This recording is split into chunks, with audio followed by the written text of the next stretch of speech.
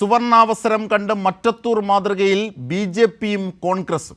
കോടതിക്കുള്ളിൽ BJP സംസ്ഥാന അധ്യക്ഷന്റെ അടക്കം ഹർജിക്ക് പൊന്നീച്ച പറക്കുമാർ week കിട്ടി കോടതി വക. പബ്ലിക് ഇൻട്രസ്റ്റ് ആണോ പബ്ലിസിറ്റി ഇൻട്രസ്റ്റ് ആണോ എന്ന് കോടതി മറ്റൊരു സഖ്യമഹാനോട് നേരത്തെ ചോദിച്ചതാണ്.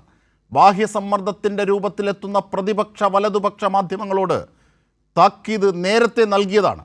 ഇന്നിപ്പോൾ രാജീവ് ചന്ദ്രശേഖരൻ്റെ അടക്കം 3 ഹർജികൾ, CBI അന്വേഷണം ആവശ്യപ്പെട്ട ഹർജികൾക്ക് കണക്കിന് കൊടുത്തു കോടതി. നിയമസഭയ്ക്കുള്ളിൽ തുടർച്ചയായി കൃത്രിമ തടസ്സമുണ്ടാക്കുന്ന പ്രതിപക്ഷത്തിനും കണക്കിന് കിട്ടി മന്ത്രിമാരുടെ വക, ഭരണപക്ഷ MLA-മാരുടെ വക. ഇപ്പോൾ പാരടി പാടിയത് വിഴുങ്ങിയെന്ന് മാത്രമല്ല, സോണിയാഗാന്ധിയുടെ പേരെങ്കിലും ഒന്ന് ഒഴിവാക്കാൻ പ്രതിപക്ഷം കൂട്ടത്തോടെ കരയുകയാണ്.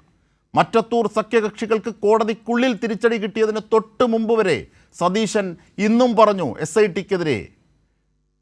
സ്വർണ്ണക്കൊള്ളയുടെ മറവിൽ BJP കോൺഗ്രസ് മറ്റത്തൂർ സഖ്യങ്ങൾക്ക് അവരുടെ ഒരേ ആവശ്യങ്ങൾക്ക് തിരിച്ചടി വരുന്നു കോടതിക്കുള്ളിൽ. തിരിഞ്ഞുകൊത്തുന്ന കൊള്ള യാഥാർത്ഥ്യത്തിൽ ഖദർ വിയർക്കുകയാണ് നിയമസഭയ്ക്കുള്ളിലും പുറത്തും. നാളെ എങ്ങനെ പ്രതിപക്ഷം സഭയിലെത്തും എന്നത് നമുക്കൊന്ന് കാണാൻ കൈമിനിക്ക് കാത്തിരിക്കാം. ജനങ്ങളുടെ എതിർപക്ഷമാകുന്ന പബ്ലിസിറ്റി പക്ഷങ്ങൾ പടിയിറങ്ങുകയാണോ നിയമത്തിന് മുന്നിലും ജനമനസ്സിലും?